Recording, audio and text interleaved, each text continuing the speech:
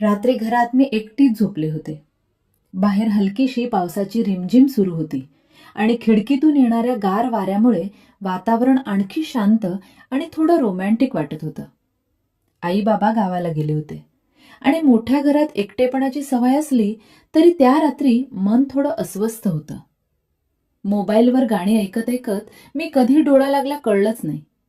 अचानक दरवाजावर हलकासा आवाज झाला. मी दचकून उठले. घड्याळात 10:30 वाजले होते. इतक्या रात्री कोण येईल असा विचार करत मी दरवाजा उघडला तर समोर माझा जिवलग मित्र उभा होता. चेहऱ्यावर नेहमीसारखंच खोडकर हसू आणि हातात चॉकलेट्सची पिशवी. मी आश्चर्याने विचारलं, अचानक? तो हसत म्हणाला, तुझी आठवण आली म्हणून आलो. त्याचा तो साधा संवादही मनाला स्पर्शून गेला. मी त्याला आत घेतलं. घरात पावसाचा सुगंध आणि आमच्यात हलकीशी संकोचाची हवा होती.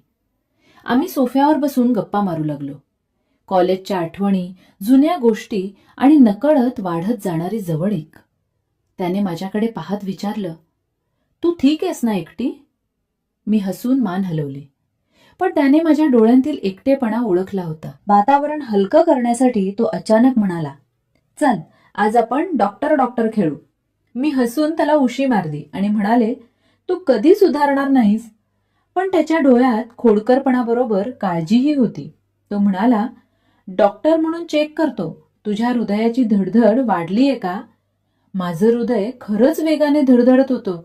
त्याने माझा हात हलकेच हातात घेतला आणि नकळत गंभीर होत म्हणाला, इतकी थंडी आहे आणि तू एकटी झोपतेस.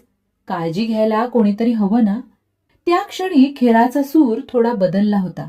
त्याच्या स्पर्शात कोणतीही घाई नव्हती, फक्त जपणूक होती. आम्ही दोघेही त्या क्षणाचा अर्थ समजून घेत होतो. तो हळूच माझ्या जवळ सरकला आणि म्हणाला, रुग्णाला आराम मिळणं सगळ्यात महत्वाचं असतं. मीही खेळात साथ देत म्हणाले, डॉक्टर साहेब मग औषध काय?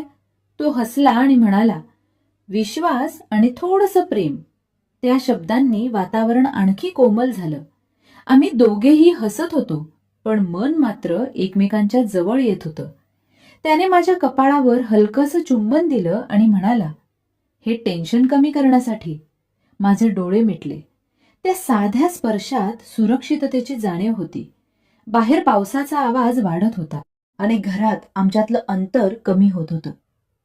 आम्ही बराच वेळ फक्त बोलत राहिलो, भविष्याबद्दल, स्वप्नांबद्दल, आणि नकळत हातात हात गुंफले गेले.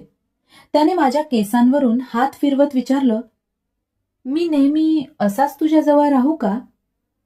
मी उत्तर देण्याआधीच माझ्या शांत स्मितातून त्याला होकार मिळाला होता. त्या रात्री आमचं डॉक्टर डॉक्टर खेळणं हे फक्त एक निमित्त होतं. खरं तर आम्ही दोघेही एकमेकांच्या मनाची धडधड ऐकत होतो.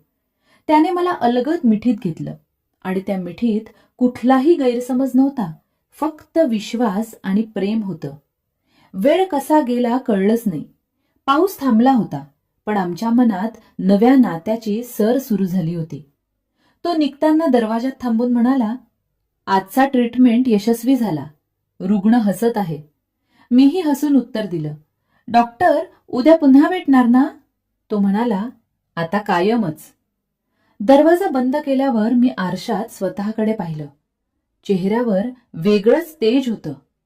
त्या रात्री मला पहिल्यांदाच घर रिकामं वाटलं नाही, कारण कोणीतरी मनात जागा करून गेला होता.